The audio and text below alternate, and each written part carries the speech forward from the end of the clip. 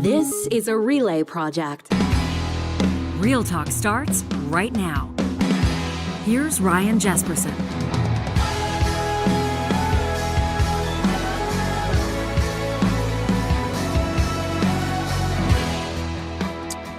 For the first time in almost 20 years, the NFL has a repeat Super Bowl champion. Patrick Mahomes and the Kansas City Chiefs. Spoiler alert. Winning it all back-to-back yesterday. We'll get into that with Charles Adler, of course, as is the case the morning after every Super Bowl. We'll probably talk more about the halftime show and the affiliated storylines as much as we will what happened on the field. We'll look to our live chat for insights there. Great to see some Real Talkers live and in the flesh, to meet you in person at the cabin where I was hosting. And, of course, we all had a lot of fun there. We're going to get to Charles Adler in just a second. Tucker Carlson sat down with Vladimir Putin. What do you think about the interview? What do you think about the fact that he was there at the Kremlin doing it? What do you think of Donald Trump's comments regarding his NATO allies, inviting Russia to attack them? And a damning report, almost uninvited. Was it out of line? But ultimately, what's the significance of it? Talking about the current president, Joe Biden's mental acuity, his fitness for office. We're going to get into that today. Plus, I'm looking forward to Chuck's take on the Bell layoffs, the Bell media layoffs impacting almost 5,000 people last week. Chuck dedicated his weekly Winnipeg Free Press column to it, and so we'll get into that in just a quick second. This episode is presented by our friends at Rello, who want to remind you that if you've been dreaming about starting a new career, this is a great time to visit Rello.ca. That's RELO.ca. An opportunity, of course, in real estate, a new career, to be your own boss, to run a thriving business, leave cubicle life behind for good. Oh, yeah, and then there's that whole thing around unlimited earning potential. Rello is Alberta's top real estate school, and they're here to support you every step of the way, from studying for your exam to getting your license and beyond that even. Plus, with Rello, you're studying 100% online on your own schedule, so it's guaranteed to work perfectly. Right now, you can save 20% on any Rello course with the promo code REALTALK. That's all one word, REALTALK, when you get started at Rello.ca. First episode of every week, Charles Adler joins intrepid producer John Hicks and myself. Yeah. We'll look back at the week that was. We'll take a look at the week coming up. And Chuck, of course, always fun when folks gather together at the coffee machine or at the water cooler the morning after the Super Bowl to assess what went down. Hell of a game. Started slow, low scoring, and then all of a sudden Patrick Mahomes starts to work his magic. Yeah, it's interesting. The first half, I couldn't help but feel for Andy Reid, who's this fabulous NFL coach the KC Chiefs, and there's Travis Kelce, and he looked like he was roid crazy. And this isn't about Taylor Swift.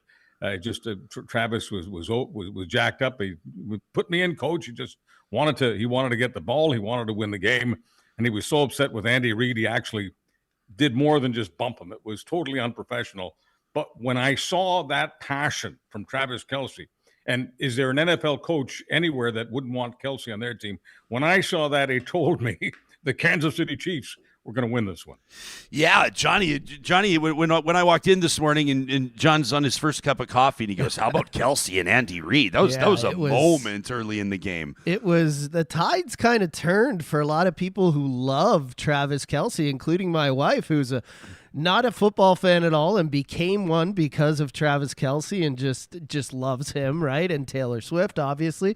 But some of the reaction online was just, I think he lost half of his female fans from that.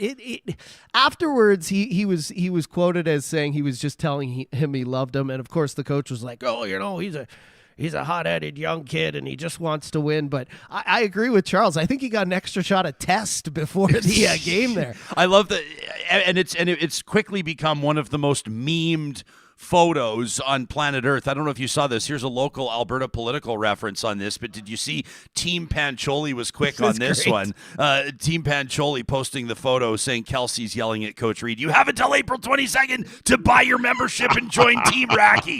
So everybody's memeing the Kelsey Reid photo. But some of these... by the way, her team, this isn't an endorsement of Pancholi or anything like that, but her team, is doing an excellent communications job. I mean, we'll circle around. Like, I want to talk to you Yeah. about that whole thing and about that leadership race. Yeah. Of course, we talked to Yeah. two of them. We got one coming up this week, and we'll get into that in just a little bit. But obviously, millions of people, Some of these and it's kind of tweets are funny. just- Yeah, Johnny, take us through these. Some of these tweets are just, you can see the amount of views and likes, assault is so funny, right? Arrest him now. Hey Taylor, preview of what your marriage is going to look like. The tweets Kind of a online weird were comment. just, Isn't that a little out of line? they were just brutal for him. So yeah. I mean, the guy's in the trenches. He's photographed in the trenches. But I digress. That is not the story of the Super Bowl. The story of the Super Bowl is of course a back and forth battle, maybe lower scoring than most people expected. Goes to overtime. Sort of a beautifully scripted. I'm not saying actually scripted, but if you were to script it, pretty cool to head it to overtime.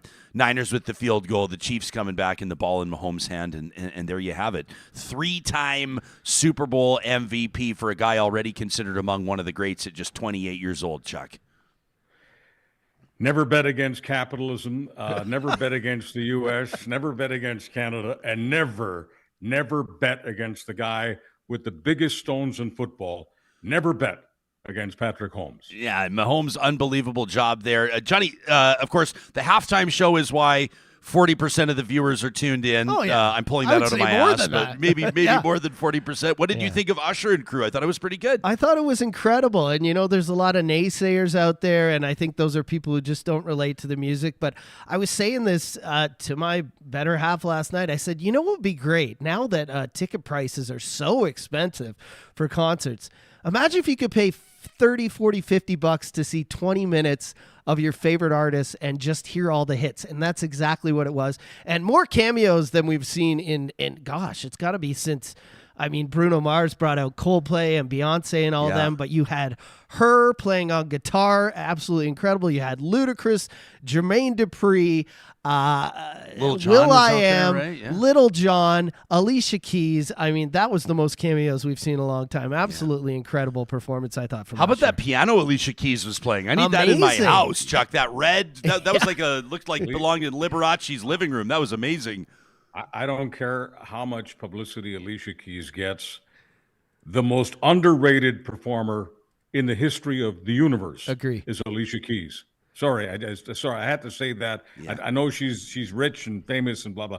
Not rich enough, not famous enough. Alicia Keys is the best. Yeah, I thought she was absolutely unbelievable. Just stellar. And we often talk about, we always talk about this, the production behind the scenes. Were they singing live? I was happy to see that Usher was singing parts of it live, and you can always tell because of the breaths. It's an old radio how broadcast. can you tell? Take us into it's because the- everybody's speculating. It's the breathing, right? When you're dancing around and sweating as much as he has, you can hear the breaths in between, which you could hear a lot. Obviously, you heard some backing tracks. A lot of the music is obviously pre-produced, pre-recorded. But weird, because some of it I could tell was pre-recorded, some of it wasn't. Like when he went over to Alicia Keys and started singing on the piano, they grabbed these two handheld mics, and you could tell it was different because you couldn't hear their breaths. So I don't know why they pre-recorded the duet version, but then at the end, you could hear some freestyling because you could hear Usher coming in and say, baby, and he's getting those breaths in. But just incredible. And then different parts of even the America the Beautiful, Post Malone. You could tell his guitar was pre-recorded and that there was some auto-tune and reverb on his singing, but I do think he was singing live for that. And then, of course, Reba, we'll never know with the national anthems because ever since Garth Brooks, he was the one who screwed up the Super Bowl and had it the first time they've ever postponed the start of a game. They've always had a backing track, so you never know with the anthem. Even the big one, Whitney Houston, everyone points to, that was actually pre-recorded because they had jets flying overhead and whatnot. But that's often thought of as one of the best national anthems ever sung at the Super Bowl. Or ever. Yeah. And, it was pre-recorded. I tweeted about it yesterday after that performance. I pledge allegiance to Reba McEntire. I thought that was unbelievable. Does anyone think?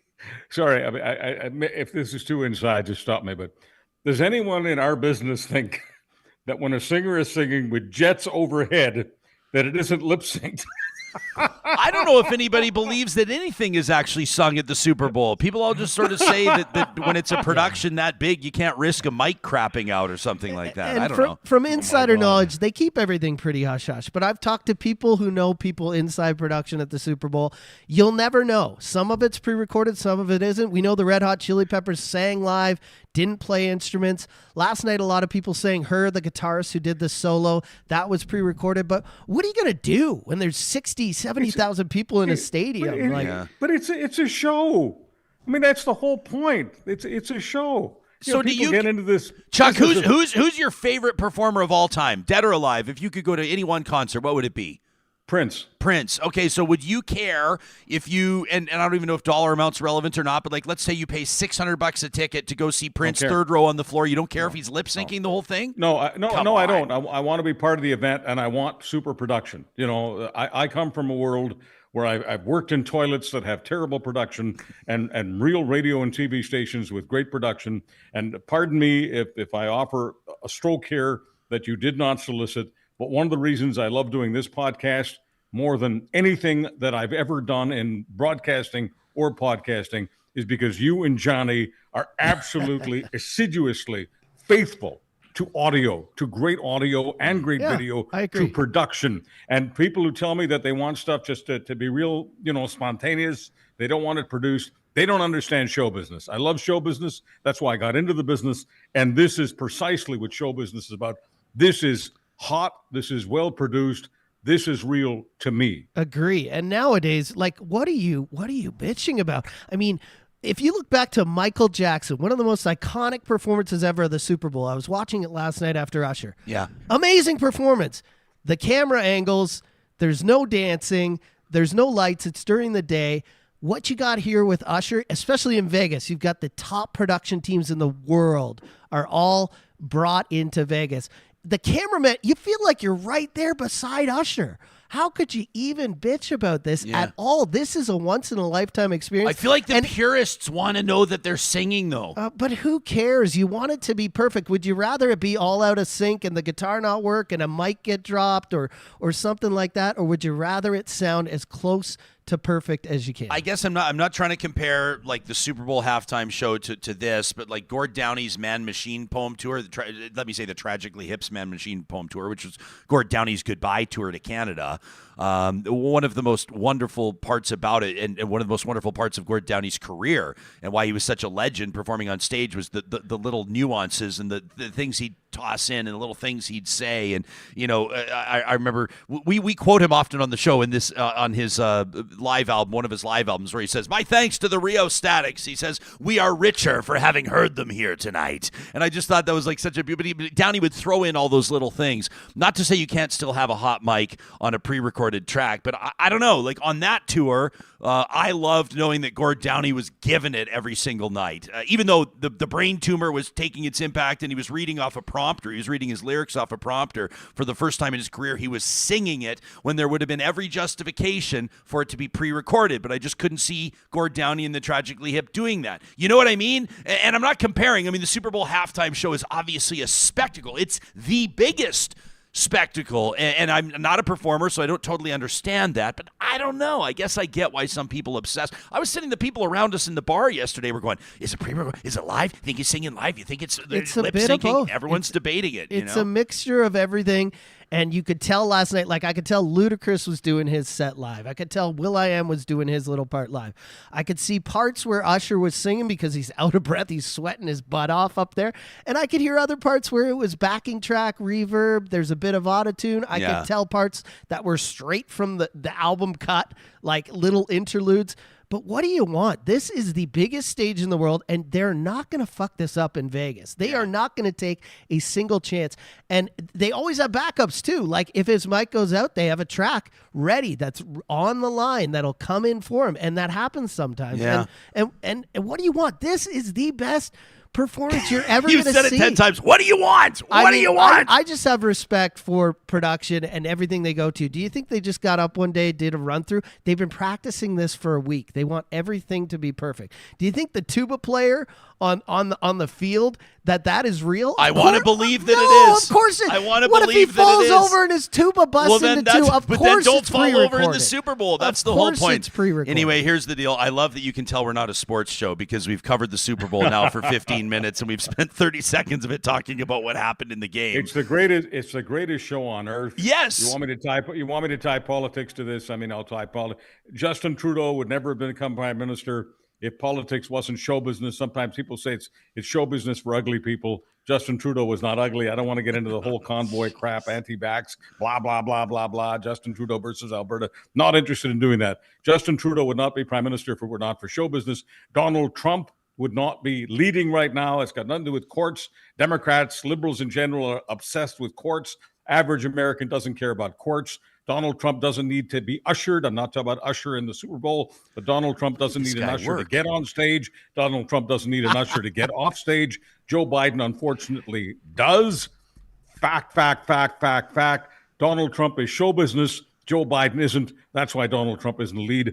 The world loves show business, and it doesn't matter to the world whether it's being lip-synced or not. Agreed. The world loves a great production, and the Super Bowl in Vegas, greatest show on earth. Unbelievable Agreed. stuff. And Can you imagine being out on the strip last night? Oh my God! I was waiting Can for you imagine, people like, toppling over signposts. and You're stuff. partying wherever you're partying, and then in comes Kelsey and Mahomes with the Vince Lombardi Trophy. Unbelievable. We haven't even touched on the Waste Management Phoenix Open. I don't know if anybody wants to talk about that golf tournament. I'm obviously like, how do I put this properly? I'm one of the biggest party animals you'll ever meet in your life, and I don't care if you have a Rolodex full of party animals.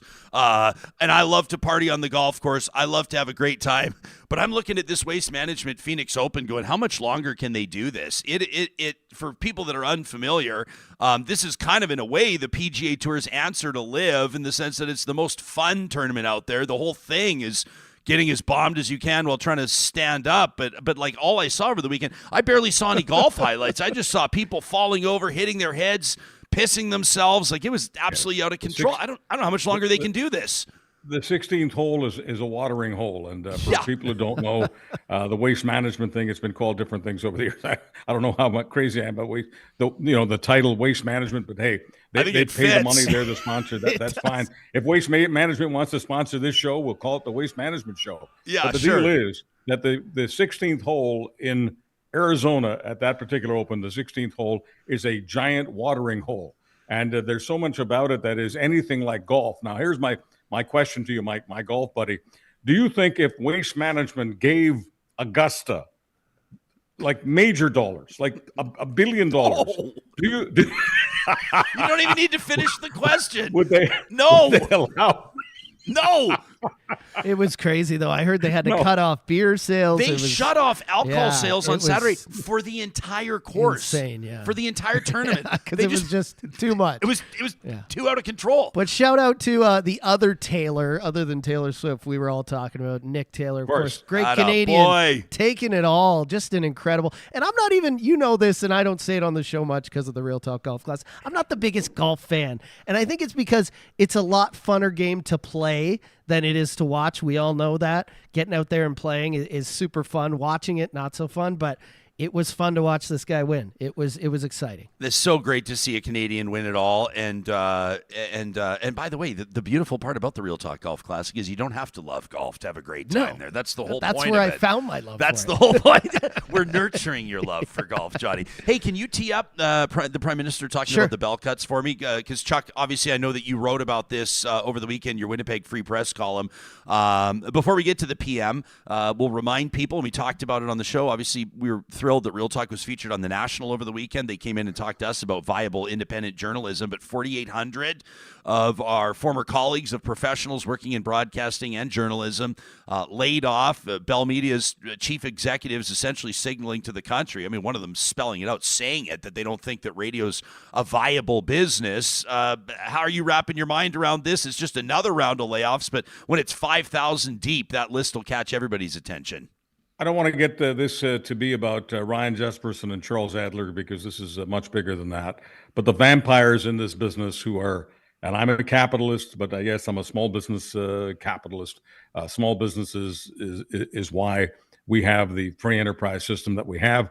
However, some business is restricted to so-called shareholder value capitalism. And in shareholder value capitalism, which is what Bell is all about, and the other giants in this country are all about that are running radio and television for the most part, all they care about is faithfulness to shareholders and not to sponsors, not to listeners, not to viewers, not to people who are paying attention to this podcast. The vampires have been at work for years. Bell is more dramatic than the others. And the vampires won big last week. They blasted 4,800 real human beings. And what happened to the shareholders? Their dividends went up. When people tell me that that's what capitalism is all about, that is absolute baloney. Smart capitalists like the Griffith family in Vancouver that owned 630 Ched, Randy Moffat that owned 630 Ched, people like that were capitalists. They made a lot of money. I worked for both of them. I owe much of my career to both of them.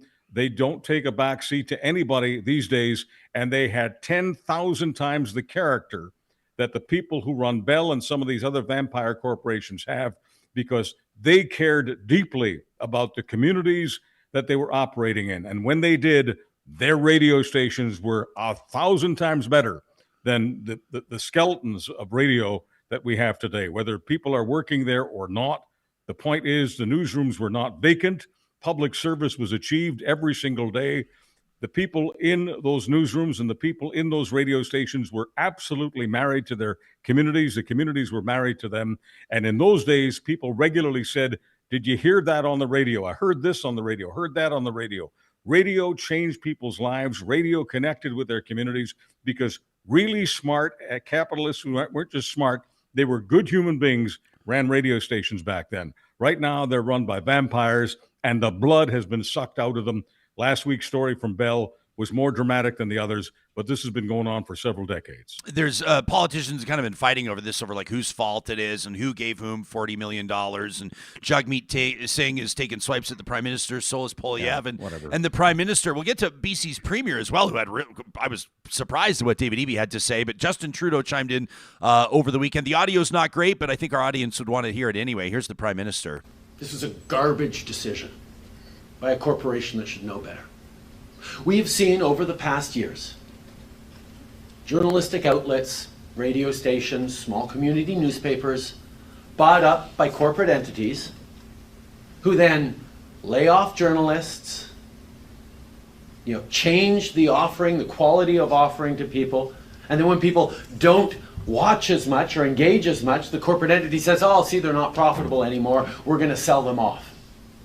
This is the erosion not just of journalism, of quality local journalism, at a time where people need it more than ever given misinformation and disinformation, but it's eroding our very democracy.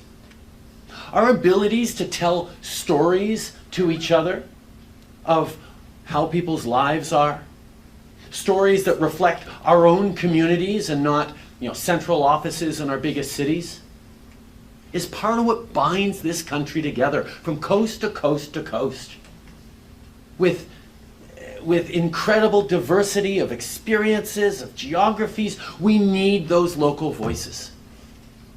And over the past years, corporate Canada, and there are many culprits on this, have abdicated their responsibility toward the communities that they have always made very good profits off of in various ways.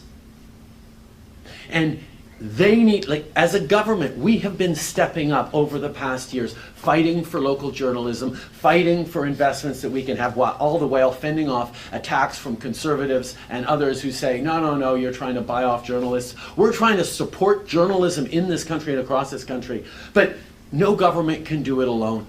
Canadians need to demand better, as we will be demanding better, from corporate leaders, like in this case Bell, that are eroding Canadians' ability to know each other, to trust each other, and to trust in the country and the future we are building together. So yeah, I'm pretty pissed off about what's just happened. It's a remarkable clip from a world leader. Garbage decision, pissed off, calling out the corporation by name. How did it land with you? Well, there's absolutely nothing that for all, people want to talk about how vacant he is. People want to talk about how stupid he is. He has articulated the same case that people like you and me have been saying off the air for decades. And I'm not just talking about you and me. I'll throw in the Lloyd Robertsons. I'll throw in the Knowlton Nashes. I'll throw in the Lisa LaFlammes. I'll throw in the people who created W5, which was one of the great public affairs shows of all time. There would have been no 60 Minutes without W5. W5 has an axe in its back right now. Nobody can tell me that Bell, which is getting billions of dollars out of the Canadian public, mostly on cell phone bills, internet bills, cable bills, which are far higher than they are in the United States, not because the United States is a bigger market, bigger country, because they get protection from governments, whether they're liberal or conservative. The point is, Justin Trudeau on this day, is there some hypocrisy there? Is he part of government that has allowed the Bells and everyone else to be vampires? Of course. But as far as that 2.5-minute bite is concerned, he has articulated the feelings of every intelligent and successful broadcaster who's being laid off right now, and every intelligent and successful broadcaster who's been in the business for 10, 20, 30, 40, 50 years. There's nothing he said, not one iota of what Justin Trudeau said that isn't articulated by people that 99.9% of the people paying to this broadcast and podcast respect. So I don't want to hear about how he's being a Quebecois, he's being a Montrealer, he's being a liberal, he's being a communist, he's anti-vax. I don't care about any of that bullshit. Everything Justin Trudeau said there about it being a garbage decision is absolutely 100% true. So in a second, I want to ask you what role you think the federal government plays in all this. The leader of the official opposition did respond. Pierre Poilievre says, hey, to Trudeau, if you're so pissed off at Bell for the layoffs, why don't you demand Bell give back the government handout you gave them to save media jobs? This obviously a reference to that $600 million incentive that they had that was basically tax write-offs, credits for mostly smaller print outlets employing journalists. I remember when I was at Chorus, employed at that time, they were adamant that we make it very clear on the air. Chuck, you probably remember this as well. They wanted us to mention it several times per show, every time we were talking about it, that we were not eligible for those payments. We were not receiving those payments. The federal government was not subsidizing the big players in any way, but they do get a lot of breaks and they do get a lot of handouts. And you could tell the Prime Minister, when he alluded to the fact that they've made very good profits in all of these communities for a very long time, was alluding to that. Canada has a very friendly business environment as well for people that are working in wireless and cellular too, if we want to get into that. And that's obviously a big part of Bell's business. But this is hitting on the provincial political level as well. BC's Premier David Eby had a lot to say about this. In fact, he was the first sort of prominent elected official to chime in. This, I think, Johnny, was the afternoon of the layoffs, if I remember correctly, or just shortly after. This was David Eby. Bell and corporations like Bell have overseen the assembly of local media assets that are treasures to local communities. They bought them up like corporate vampires. They sucked the life out of them, laying off journalists. They have overseen the encrapification of local news by laying off journalists.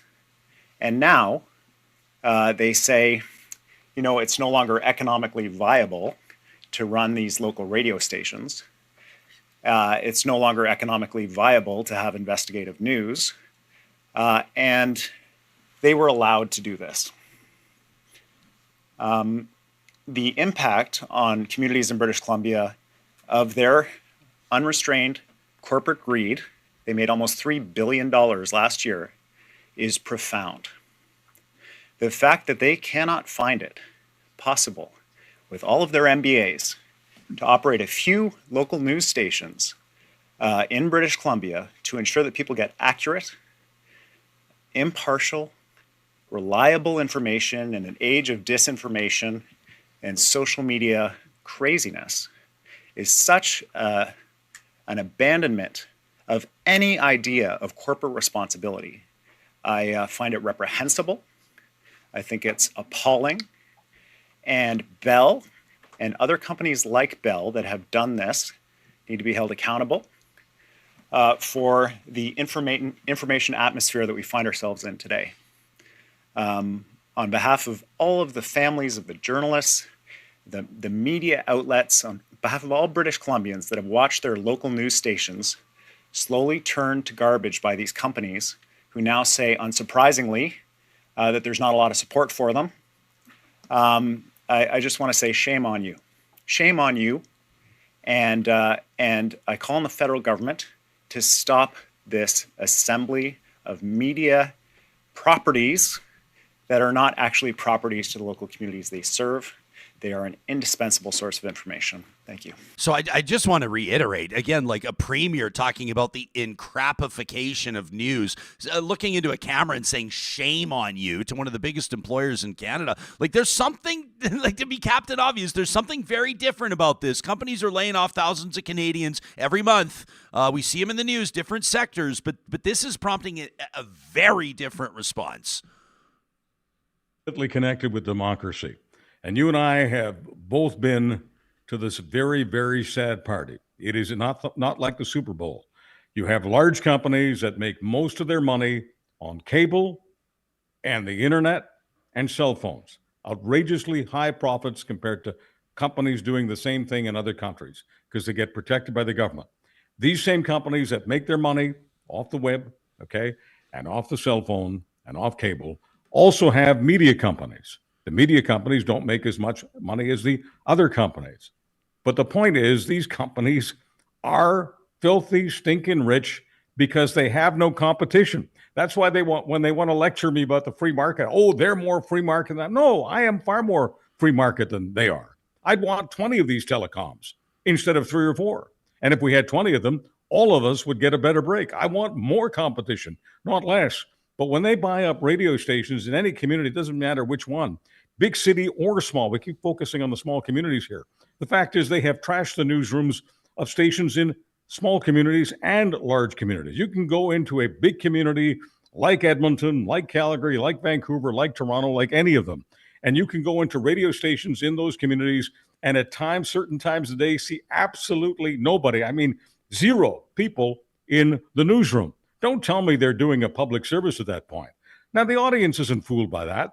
These radio stations and TV stations have been degraded. And yeah, so when they're degraded and they've got a lot less talent, and the talent is a lot less talented than the talent that used to be there because it's cheaper that way, people stop listening and they stop watching. And then the giant corporation go, it doesn't seem like there's much of a demand for this. Well, no shit, Sherlock. No shit. So what do you think? I mean, if you're Justin Trudeau or advising Trudeau, it's a delicate thing, you know, like the federal government, quote unquote, interfering with industry. But in this, you're talking about the fourth estate. You're not just talking about thousands of Canadians' employment, but you're talking about the onus to tell stories. I mean, on one hand, probably you and I could spend half an hour talking about what this does for the case to continue to robustly fund the CBC. Does that argument gain traction here? They talk about the CBC. CBC gets $1 billion. How much money does Bell and Chorus and Rogers? When I say Chorus has been owned by Shaw. Shaw sold to Rogers. The point is the Shaws of the world, Shaw now sold to Rogers, but the Shaws over the years and the Rogerses and the Bells, okay, they have been making billions and billions of dollars in profit. Much of it because the government prevents them from having competition. So if people want to talk about the chump change, the wine spill, $1 billion transferred to the CBC, that's nothing. That's a small percentage of what has been transferred to the Shaws and the Rogerses and the Bells over the years by preventing them from having competition. This isn't me stroking the CBC, being a shill for the CBC, and this has nothing to do with politics. This is all about math. And I don't care what kind of discussion you're having. If the discussion is suffocated by the ideologues, right wing and left wing, that's not a discussion. That's a pig fight. That's a bar fight. That's mud wrestling. If you can't get something down to original principles and mathematics, you have got nothing. One of the reasons I love doing this show is because I am allowed to talk about logic and reason and principles and values and math. And the math tells you that while the CBC gets $1 billion every year, these larger corporations who are supposedly about the free market get far more money than the CBC has ever seen. I mean, exponentially more money because of the political system, regardless of whether it's run by liberals or conservatives. Got nothing to do with that. Lobbyists run the country, and the lobbyists don't give a rat's ass who sits as the PMO. They've got the same access with both parties. Feels like a good time to remind people that independent journalism, independent media outlets like this one, like Relay, as we speak weekly with Charles Adler and bring you 5 episodes every week covering stories that matter, real talk in our home province of Alberta, across Western Canada, across the country and beyond, happens because of your support. Those of you that subscribe to our YouTube channel, that subscribe to our podcast, that share our content, that help us out and support us monthly as Real Talk patrons. You can learn more about joining us on Patreon by checking out ryanjesperson.com under the Connect link there. And it also happens because of our incredible partners. And we'll be back with Charles Adler in just a second. Curious for his take on that landscape starting to present itself. Who's going to be seeking that NDP leadership here in our province of Alberta? We're talking every single one of those leadership candidates. Plus, I can ask him about Joe Biden's fitness for office, Donald Trump's comments about Russia invading NATO allies, and Tucker Carlson's interview with Vladimir Putin. That's coming up. But first, I wanted to put it on your radar. Our Friesen brothers, of course, that South Edmonton location. By the way, you know who was there over the weekend for that vegan feast? Who's that? Yeah, I got a text from his worship, the mayor of Edmonton. There we go. He said they're killing it at the vegan feast at Friesen Brothers. I love that. So take it from Amarjeet Sohi. Turns out it was a pretty good feast. Well, Friesen Brothers has you covered for Valentine's Day now. They know the love of really great food connects everybody. This Valentine's Day, treat your significant other, your friends, or family with delightful specials like handcrafted chocolate-dipped strawberries or shortbread, strawberry croissants, or even a meat freezer pack, if that's how they roll. Plus, all the special Valentine's bouquets, everything else you need to create an unforgettable day. You can check out friesen.com/Valentines for all their Valentine's Day ideas. If you want to really ramp it up for Valentine's Day, why not give your sweetheart the gift of a custom closet? They may not see it coming, but I'll tell you, you'll knock their socks off when they have their first free design consultation with the team at California Closets, giving you ideas you may have never even dreamed of. It could be that walk-in closet, places to store your shoes, your cufflinks, your favorite ties, your favorite handbags, whatever it is. Or maybe it's something in that spare room. Trying to decide between a home office or a guest room? Why decide? Why not do both with one of their incredible Murphy beds? Or an entertainment center, even the garage. Whatever it is, wherever you need your organization, California Closets does it better than anybody else. You'll find them online. You can get the conversation started today at californiaclosets.ca. And if you're an engineer or a technician, maybe you've been working in the energy industry for a while, but you're starting to feel like you're not a great fit where you are, you don't feel like you're really tapping into your true potential, the team at Apex Automation would love to hear from you. They hire electrical engineers, instrumentation engineers. If you're an engineer in computer science or process, mechanical engineering, if you're an electrician or an instrument technician, they're building a well-rounded team that can deliver turnkey projects for their clients. They know that nobody can do it all on their own. It takes a team, and Apex Automation is building one of Canada's best. They're employing folks in Edmonton, Calgary, Lloydminster, Saskatoon. They've just opened a field office in Texas. If you'd love to find out what Apex Automation is all about, see if you'd be a good fit there, you can check out the careers link at apexautomation.ca.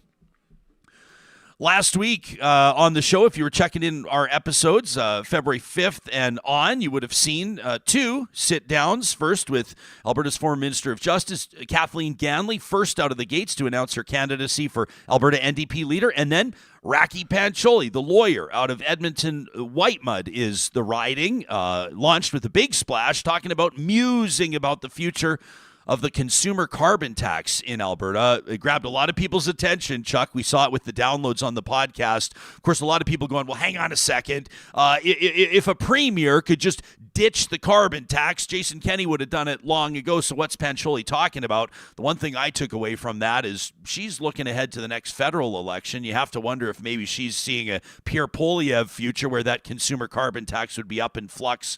Anyway, Sarah Hoffman announces her candidacy over the weekend. Who's catching your attention early in this race? Well, Pancholi catches my attention because, like I said, it was earlier about the NFL being the greatest show on earth. I do believe that politics is show business. If you don't believe that, then go do something else, because people who get into politics who don't know how to do producing, don't know how to understand show business, don't know many of the things that Danielle Smith knows, regardless of how you feel about Danielle Smith. If you don't understand some of those production values and how they matter and how they connect with the public, then you really ought to be doing something else. So Pancholi's people, and I don't know who they are personally, I just know that they understand that first principle. They understand that if you don't do production, if you don't get people's attention in a professional produced way, you're really not in the game. So I thought Pancholi's video that launched her was fantastic. It reminded me, it was about Alberta. I don't know whether we're going to be running out any of it here, but that Alberta that Pancholi presented, that's the Alberta that I fell in love with in 1974. I was an Eastern bastard, and I came to Calgary, and I had no idea how long I would stay. It was my very first opportunity, and I had no idea whether I would like, dislike, or love Alberta. But oh my God, Alberta taught me in 1974 that there was far more opportunity in this country than I thought existed.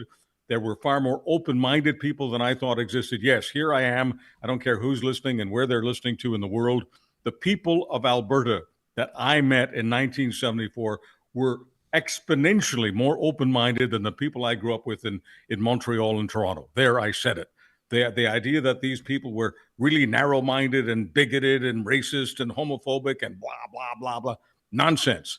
Alberta was the land of opportunity for me, and it was the land that made my dreams come true. And if anyone ever wonders why I've got beyond a soft spot, why I've got a hot spot and a great big spot, a great big amount of real estate in my heart for Alberta, is because Alberta taught me to love Canada. Yes, I love Alberta, but I love Canada. And I saw the magnificence of the best of Canadian opportunity when I lived in Alberta. Where does it come from? It comes from the people themselves. And that's who Pancholi spoke to. She spoke to every Albertan, right wing, left wing, in the middle, rural, urban, I don't care. She spoke to every single Albertan in that video. And she certainly spoke to this expat Albertan. This is not an endorsement of Pancholi, but it is endorsement of the production values that her team is exhibiting. And that, to me, is what makes her a contender all day long. Yeah, I thought even just like you talk about production value, and I know that's what grabbed a lot of people's attention. I saw a big Twitter thread from our good friend Corey Hogan from The Strategist, who sort of laid out, as someone who's obviously very familiar with the way that government communication works and the way that campaign communication works, talking about why he was so impressed with it. But yeah, they sent camera crews and they sent Rakhi herself across the province, even just to shoot these little clips for the bigger picture video out of Lethbridge, out of Red Deer, out of Edmonton, out of Calgary, and it kind of does send that message. I do think certainly that she is a candidate to beat. It remains to be seen whether or not she's the candidate to beat. I would say right now she is, but we have it on decent authority, Chuck, that Naheed Nenshi has submitted papers he'll have to apply for an exemption, assuming the fact that he's not been a card-carrying NDP member for 6 months. I think that's what the rule is. And so, you'd have to apply for a special exemption to seek the leadership. If he does enter the race, the former mayor of Calgary, you can find people with compelling arguments why he would never win, and you can find people with compelling arguments why he'd be a formidable, probably favorite candidate to win. What do you think about a potential Nenshi candidacy? And if you were to stack up him and Pancholi right now, what does your gut tell you? Nenshi. That was not difficult. Nenshi is a political athlete. If Justin Trudeau wanted to take a walk in the snow and people ask me who's the person that I think has the best opportunity of reestablishing the Liberal coalition, it would be Nenshi. If someone were to ask me who's got the best chance of taking the NDP from a union-based Edmonton party to a center-left or centrist Alberta party, I'm not talking about every single precinct in Alberta, every single acre in rural Alberta. No, I'm not. But I am talking about someone who could get into some of those small towns. And I am talking about somebody who could easily get into more of Calgary. I'm talking about somebody who could easily get more of the women in the suburbs of Calgary, more of the youth in the suburbs of Calgary. I'm talking about a person who is probably one of the best debaters in the country, and certainly the best debaters in Alberta. this isn't to stick a sword in Rachel Notley, but Danielle Smith owned Rachel Notley in that debate.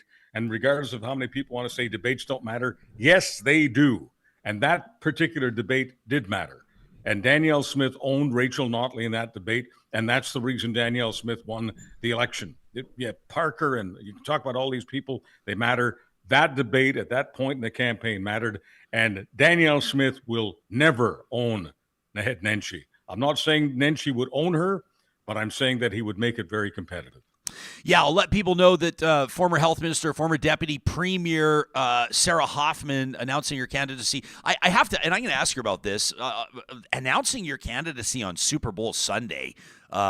I don't know, man. You're either signaling that you don't think that any of your biggest supporters care at all about football, or it's just such a confident move that you believe you'll still be able to carve out your spot in the media landscape that day. But Sarah Hoffman has announced her candidacy into this leadership race, surprising exactly nobody. And I'll let Real Talkers know that she will be joining me in studio. That's coming up on Thursday of this week. We'll go one-on-one with Sarah Hoffman. So that'll be an interesting one. Do you question the wisdom of launching a campaign on Super Bowl Sunday, or no?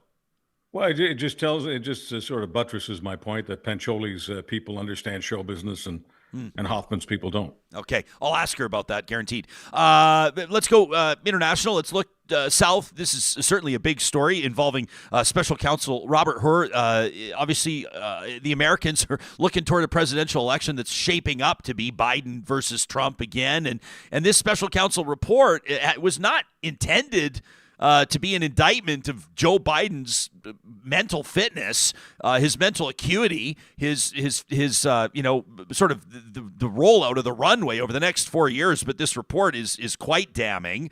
And obviously, while he's sidestepping any criminal charges relating to this investigation of his handling of classified documents, the special counsel report writing that in a potential trial, quote, Mr. Biden would likely present himself to a jury as he did during our interview with him as a sympathetic, well-meaning elderly man with a poor memory.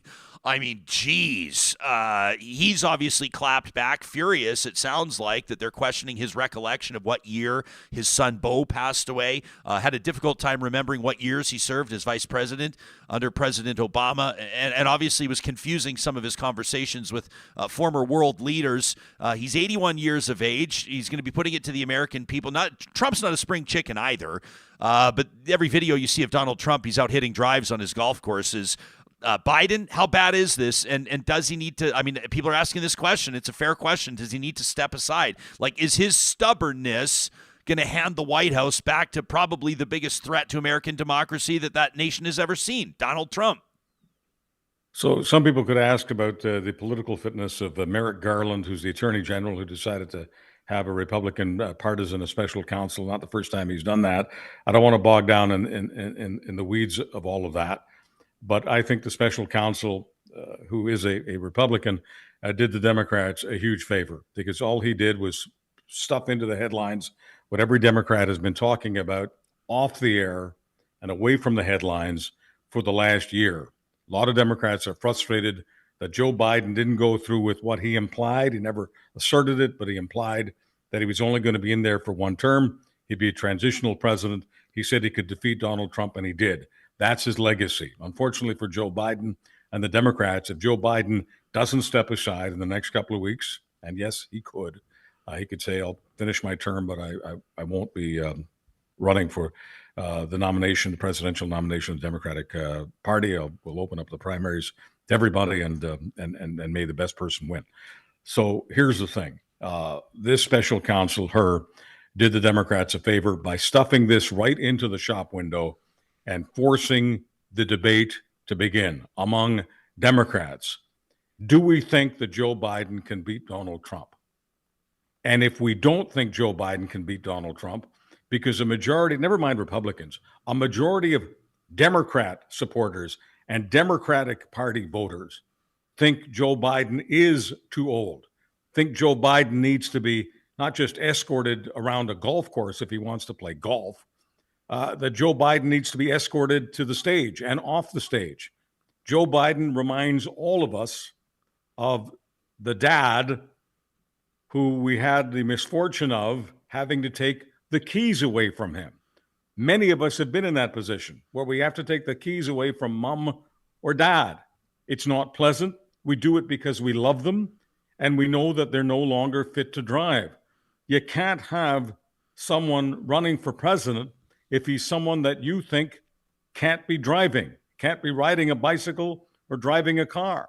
And so Democrats can absolutely fall in love with the idea that Donald Trump has 91 felony charges against him. All of those charges don't amount to a hill of beans compared to the charge made by Democratic voters that Joe Biden can't drive a car, can't ride a bicycle, can't get on or off a stage on his own. God bless Joe Biden. He defeated Donald Trump. But we don't want Joe Biden's ultimate legacy to be the guy who allowed Donald Trump back in the White House. Yeah, Tracy in the live chat says 91 felony charges and you get to be president of the United States.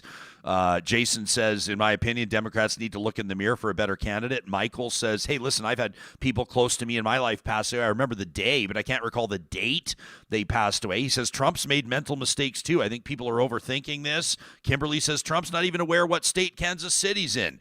Fair enough. I guess maybe it's just like a race to the bottom when it comes to these two candidates. How about what Donald Trump had to say about NATO allies like Canada? You remember this when he was president? He was saying he was going to hold NATO member nations to their 2% commitment when it comes to GDP spending on defense. Trump, everybody knows, or can speculate anyway, how he feels about Vladimir Putin and Russia. Great degree of admiration, it seems. Had this to say about how he'd feel about Russia showing aggression toward NATO allies like us. The presidents of a big country stood up and said, well, sir, if we don't pay and we're attacked by Russia, will you protect us? I said, you didn't pay? You're delinquent? He said, yes, let's say that happened. No, I would not protect you. In fact, I would encourage them to do whatever the hell they want. You got to pay. Okay, so that's the president of the United States speaking in South Carolina. Trump loyalists are saying, the clip's out of context. He didn't mean it. I don't know how else you're supposed to take that. Look, Trump always plays Tony Soprano, okay? So he's the guy who's looking at some country, one of the 32 European members of NATO, and says, you got a nice country, too bad about your nice little country. It'd be too bad if you can't keep it. So, I mean, that's something Tony Soprano would say, and Donald Trump says, once again, show business. It's great. It's great show business. As I said earlier, to me, everything has to go to reason and logic and the facts. The facts are not sexy. The facts are pesky, but that doesn't make them anything other than the facts. Here's a fact. The United States spends $700 billion. I'm going to put it in euros because that's the European currency, and this is all about European nations apparently not paying their way, according to Donald Trump. The U.S. Defense Department spends 700 billion euros a year on defense, and the Europeans spend 300 billion. There's no way that the Europeans aren't paying their way. And that 300 billion the Europeans pay is double what Russia pays. And the 300 billion that the Europeans pay is far more than what China pays. The Europeans are paying their way. The conversation Donald Trump is talking about never took place. It's just as fictional as everything about Donald Trump. But none of what I'm saying to you takes away from the pesky fact that Joe Biden is perceived by over 75% of Democratic supporters as too old to hold a high office. And that means he doesn't excite many members of the Democratic coalition, be they youth, be they blacks, be they Hispanics, be they suburban women. The point is that stuff, the age stuff, is far more important than Donald Trump playing Tony Soprano. Sharon in the chat says Tony Soprano was a way better human than Donald Trump. Tracy says Dapper Don intends to be a dictator, and sadly, too many North Americans have forgotten what fascism looks like. Meantime, JP is cheering for a Trump presidency for life, being called out by Jim in the chat for his stir stick impersonation. Very well done. Hey, speaking of Trump and the right and show business, Tucker Carlson, fresh off his Alberta tour, travels to the Kremlin to sit down with Vladimir Putin. This, of course, as Russian aggression continues in Ukraine. I'm curious for your assessment of this interview, about a 2-hour interview. And I'm sure that some people have watched it. He's obviously got it up on his website, and people, whether it's out of a loyalty to Tucker or a curiosity about how this may go, have been watching it. I saw it was kind of interesting to see a response here from a former Canadian ambassador and cabinet minister under Stephen Harper, conservative Chris Alexander, who's been on this show before, says the malignant Tucker Carlson is far worse than Tokyo Rose, Lord Haha, and other fascist propagandists from liberal countries because he, quote, tells the genocidal murderer's side of the story while enjoying freedoms and privileges of democratic life as they never did. He calls it revolting. Your thoughts on the interview? Well, Putin made fun of Carlson the whole time. Putin said that he wasn't a journalist. He was just an entertainer, and not a very good one.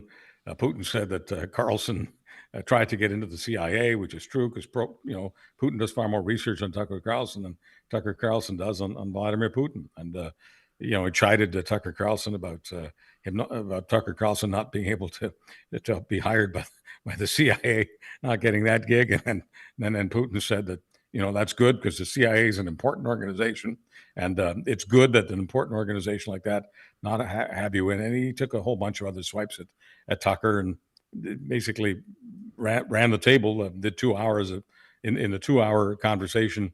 It was like 1 hour and 57 minutes for Vladimir Putin and 3 minutes for Tucker Carlson and his ridiculous laugh. I mean, I know that in certain venues he does that phony laugh and people love it, make him an interesting entertainer, but it just wasn't on the level of Vladimir Putin as a propagandist. So Putin just used him the way someone uses a toilet plunger, and made fun of him, mocked him. It was a terrible day for Tucker Carlson.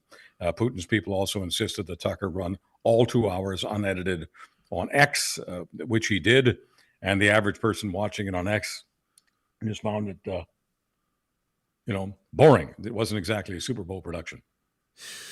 Would you, if you're, I mean, people will say, well, you shouldn't even sit down. You shouldn't sit down with these people. You shouldn't sit down with these aggressors. You shouldn't interview them. You're hosting, your national radio show. You got your podcast. You're offered an interview with, or your producers work to get you an interview with Putin. Would you do it? Yeah, because it would be the questions to me that matter. Yeah, the questions that he doesn't want to answer. So my very first question for Vladimir Putin is, how do you feel about the leader of Russia being seen by most people around the world as a genocidal, homicidal maniac? And then I would shut my yap. And at that point, I don't care what he says. I don't care what, because I want to put it on the table that he's a genocidal, homicidal maniac. Second question is, how do you feel about a European or Eurasian leader committing war crimes, which includes kidnapping thousands of children and slaughtering their parents and leaving them in ditches and having his own people slaughtered and not bringing them back, not repatriating them to Russia? How do you feel about that?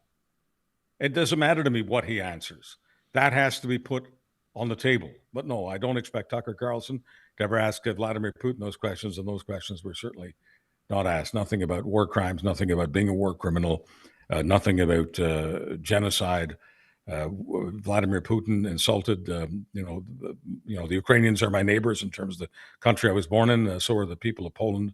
And he said about the people of Poland that they wanted the Nazis to come in. That's what the people wanted. They wanted Nazism.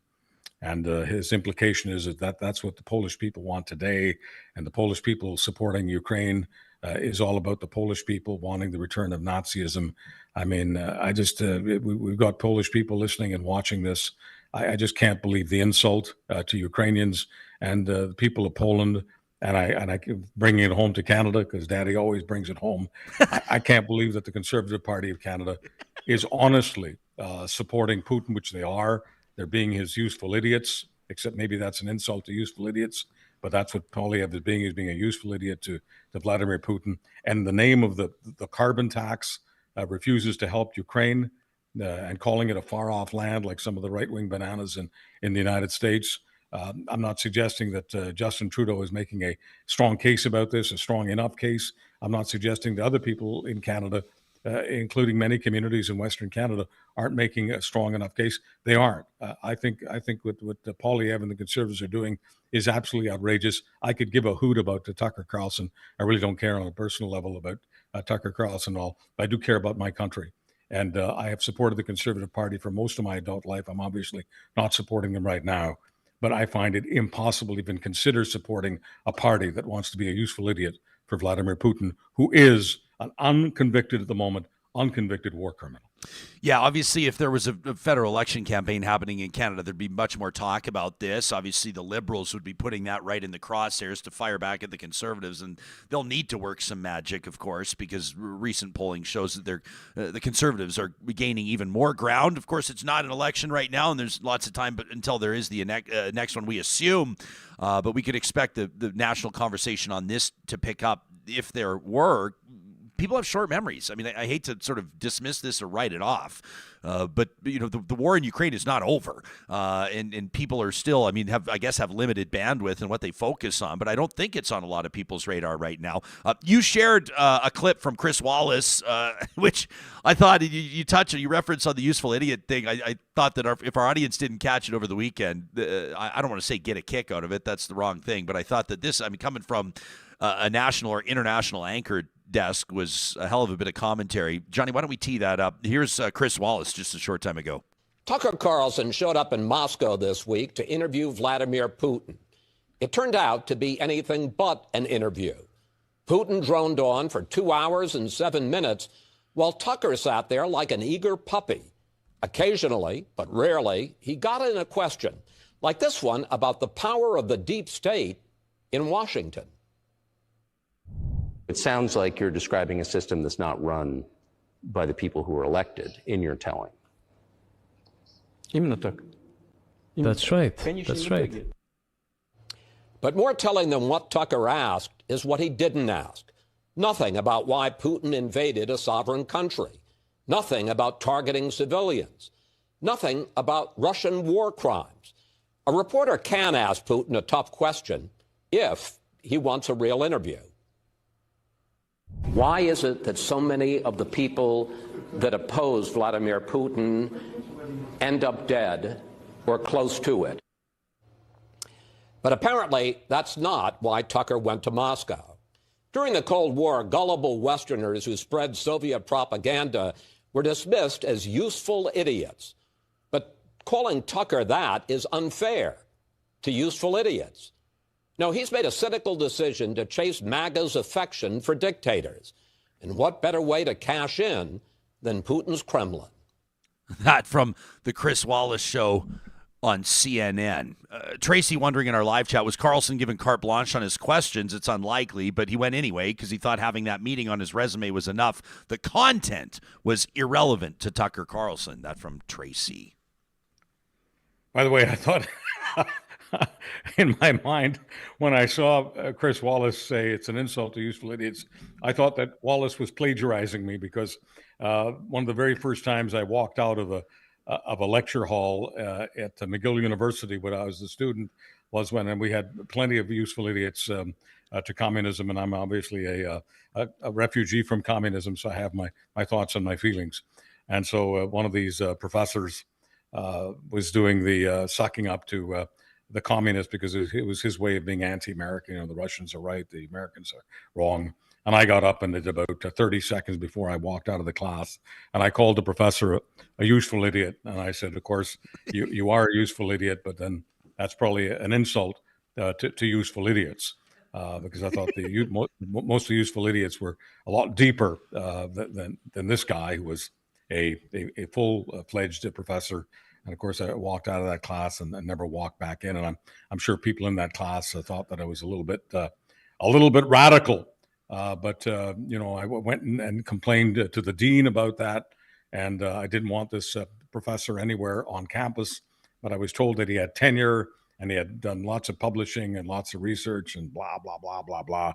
But it was one of those moments that really sticks out in my mind. And so when I saw Chris Wallace using the same expression, but that would be an insult to useful idiots, I said to myself, hey, wonder if I wonder if Wallace somehow found out about my little, but I'm sure that expression has been used frequently you're a useful idiot, although that may be an insult to useful idiots. I thought it was a good line from one of the more respected voices. Chris Wallace was also. It should be said that Chris Wallace was a colleague of Tucker Carlson's. I mean, they both worked for Fox for well, many and years. in that clip too. I mean, him sharing the clip of him asking Putin about his critics winding up dead or close to dead from a 2018 interview. There's very few people that in their flex can include the question they asked of the same world leader. Absolutely. And so if anyone wants to find out who does real interviews, real hardball interviews, show's called Hard Talk on BBC,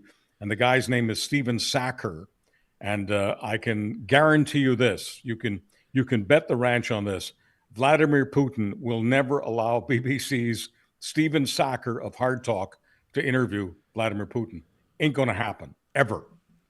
You can find Charles Adler right here on Real Talk, first episode of every week, and you can find him online on Twitter at Charles Adler. Always a pleasure, my man. It's great to see you. Thanks for doing it.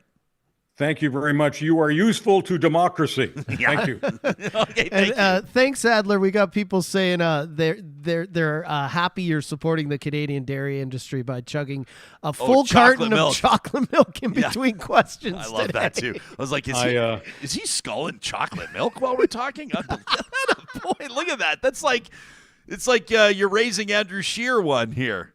I like that. Andrew Scheer is useful to the dairy industry, but I'm valuable. There you go, Charles Adler. I saw that earlier. When it was in between questions, just holding the 1 liter carton, just giving her. Wow. Unbelievable. I love it. Something about chocolate milk, isn't there? Just the mention of it, and now I'm craving that taste again. It's a shame we've already done our Friesen Brothers ad, or we could roll right into it. Sure. Yeah, I love that. We do have an amazing video to show you in just a quick second. If you're listening on the podcast, don't worry. I'll describe it for you. That in Positive Reflections. It's our favorite tradition every single Monday. But first, I got to remind you that this episode happens with the support of amazing partners like our friends at Athabasca University, who have a very simple message, and that is that there's no better time to take that degree or master's program than right now. Go to athabascau.ca for more information. If you've been thinking about going back to school, Athabasca University, a great option with 35 online master's and doctorate programs. The only commute to your device. Hey, if you've been dreaming about maybe going back and getting that MBA, they've got one, an Athabasca University designed to fit your life. For ambitious people everywhere looking for more flexible approaches to higher education, Athabasca University is Canada's anyone, anywhere, anytime open university for advanced learning. If you're thinking of getting that backyard, maybe the front yard reinvented this spring, you want to actually bring that outdoor space to life, you're sick of looking out and seeing those trees that are just barely hanging on, that grass that, bless your efforts, that you've tried, you've resodded, you've watered, you've raked, you've fertilized, and it just is not happening. Eden Landscaping is ready to take your outdoor space to the next level. They will invite you to experience the fusion of innovation and sustainability. Every design of theirs telling a story of harmony between nature and urban living. Plus, you'll benefit from their expertise over more than 20 years of experience in crafting feasible plans aligned with your budget, ensuring transparency and no surprises along the way.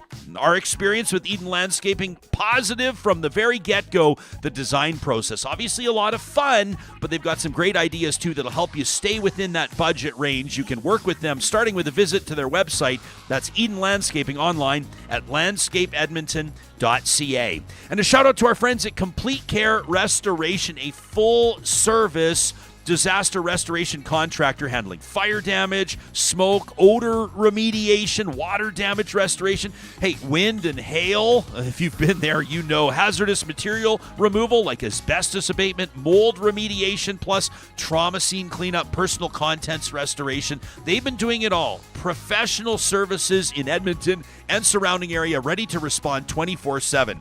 Honestly, these guys hope you never have to call them. But if disaster strikes, remember, Complete Care Restoration, online at completecarerestoration.ca.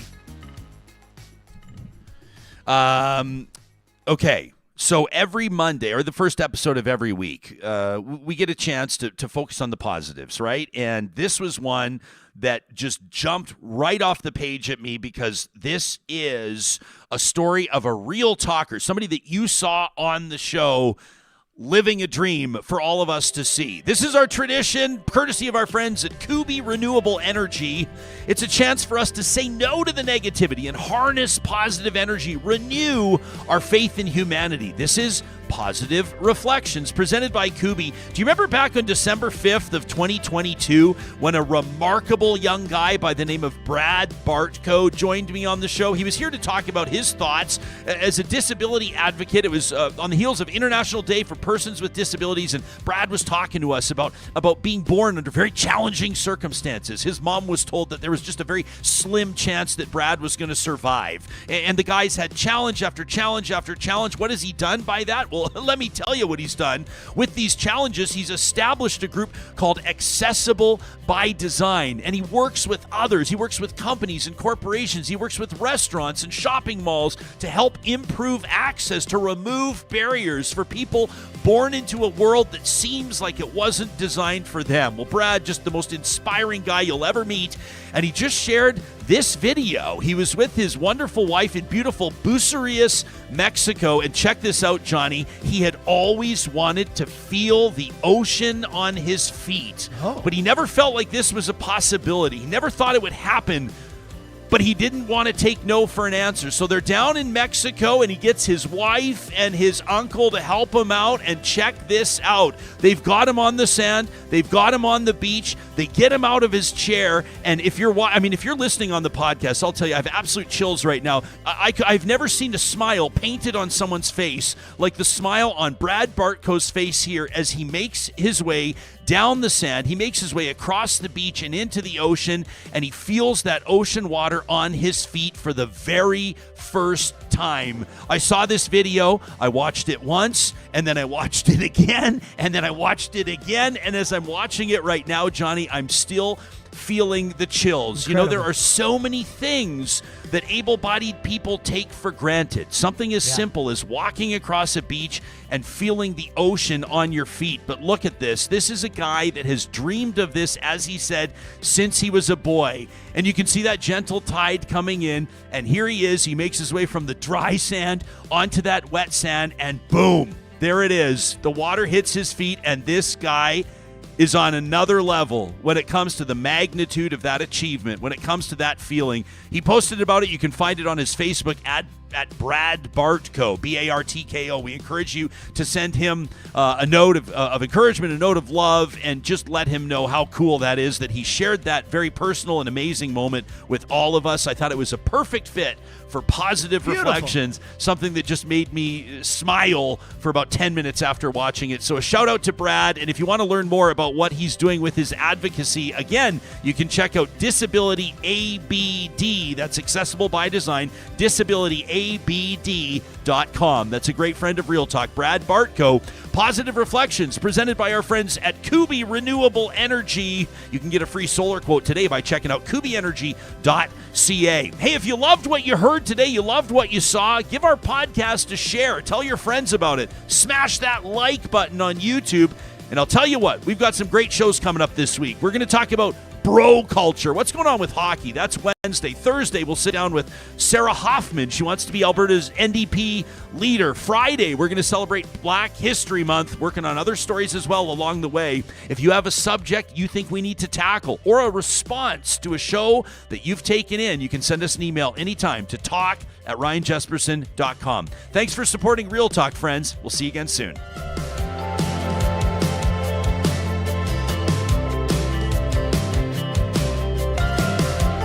Real Talk is hosted by Ryan Jesperson.